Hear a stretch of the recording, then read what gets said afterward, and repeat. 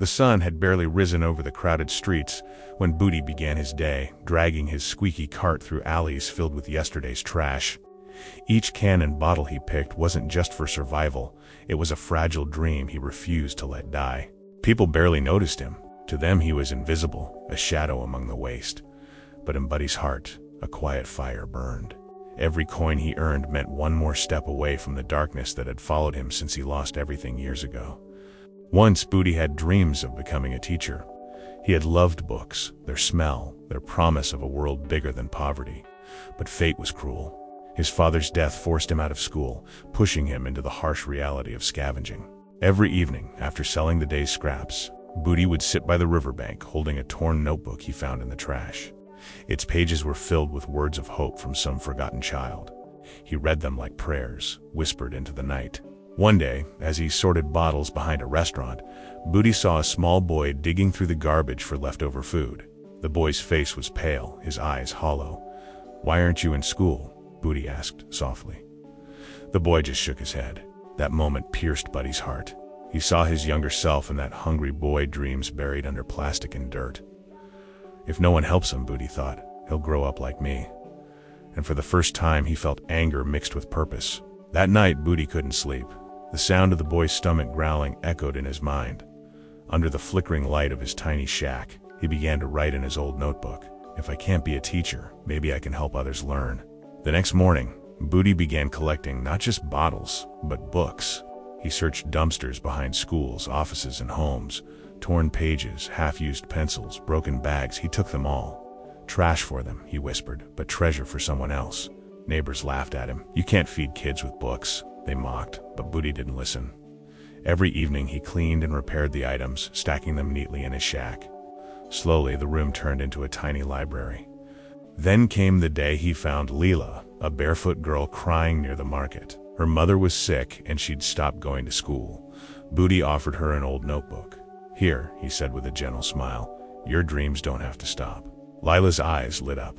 Every afternoon she came to Budi's shack, learning letters and numbers with chalk on a wooden board he made from a discarded crate. Others soon joined children from the slums, hungry for knowledge and kindness. Budi taught them everything he remembered from his short time in school. He wasn't perfect, but his heart was full. The children called him Pak Guru, and for the first time in decades, Budi felt like the boy he once was, hopeful. Word spread quickly. Parents who once doubted began sending their children to the Scavenger school. The shack overflowed with laughter, the sound of chalk scratching, and the dreams of those who had none. One evening, as the sun dipped low, Budi looked around at the children reading aloud. His chest tightened with emotion. "Maybe this," he whispered, "is what I was meant to do." He didn't have much, but he had purpose. But challenges came swiftly. The landlord demanded rent, neighbors complained about the noise, and the rain began to leak through the tin roof. Books grew damp, and the floor turned to mud. Still, the children came, barefoot, but smiling. One day, the government officers arrived. "This place isn't legal," one of them said coldly. "You can't run a school here." Budi's heart sank. "Please," he pleaded, "they have nowhere else to learn." But rules cared little for kindness. After they left, the children sat silently. Budi forced a smile. "Don't worry," he said. "We'll find another way." But inside, he felt defeated. He looked at the soaked pages of their books, unsure how to protect their fragile dreams. That night, he walked through the rain, his feet sinking in the mud.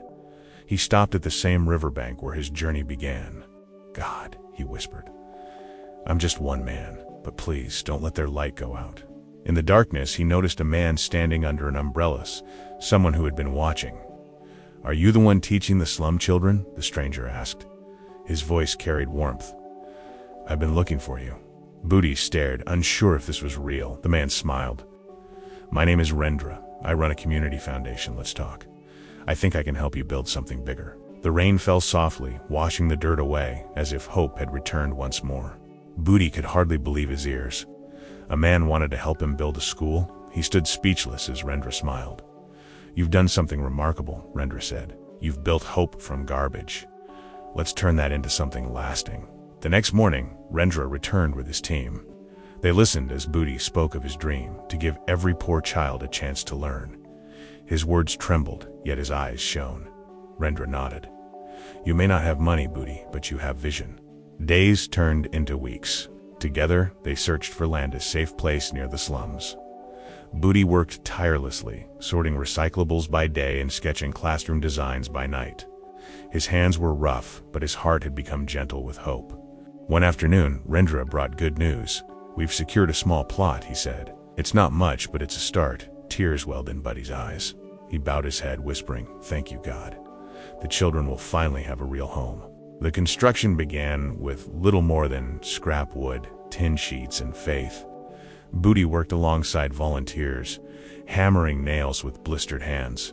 The children came daily, carrying stones and laughing, calling it Sekolah Impian, the dream school. Every swing of the hammer echoed with memories of struggle. The community watched in awe. The man they once mocked now inspired them. Mothers brought food, fathers helped with building, and for the first time, unity bloomed among poverty. After months of effort, the school stood proudly, small but full of heart. Its walls were painted with bright colors, its roof patched with tin.